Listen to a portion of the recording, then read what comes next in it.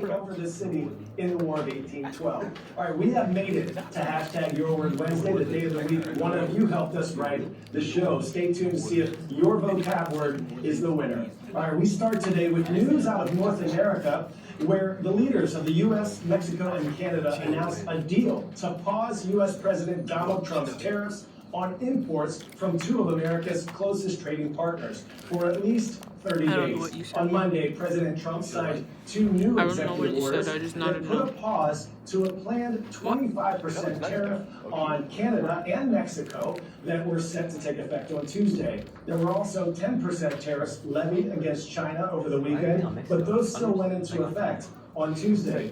Tariffs are essentially taxes on imported goods, and part of the Trump administration's goal in levying the tariffs on Mexico and Canada was to convince those countries to do more to stop the flow of drugs and undocumented immigrants from coming into the U.S. And it seems both Mexico and Canada are setting out to conciliate President Trump. Both U.S. neighbors stood down on retaliatory tariffs of their own while agreeing to boost border security and increase efforts to combat drug trafficking. In Mexico, President Claudia Sheinbaum committed to deploying 10,000 of Mexico's National Guard members to the U.S.-Mexico border. And in Canada, Prime Minister Justin Trudeau said that in exchange for the tariff pause, the country will invest in border security, create a joint strike force with the U.S. to combat organized crime, appoint a fentanyl czar, and join the U.S. in listing cartels as terrorist groups. The fallout from the tariff threat was swift. U.S. stock markets were shaky on Monday.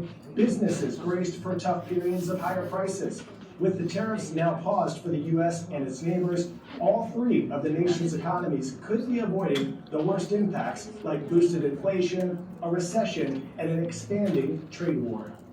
Over the weekend, the Palisades and Eaton fires in Southern California were fully contained nearly a month after the blazes broke out. The two fires are the second and third most destructive wildfires in California history, according to CAL FIRE. Over 37,000 acres were burned, with homes and businesses destroyed and dozens of people losing their lives. Now, officials are focusing on the cleanup. What will be a months-long process to remove toxic ash, hazardous waste, and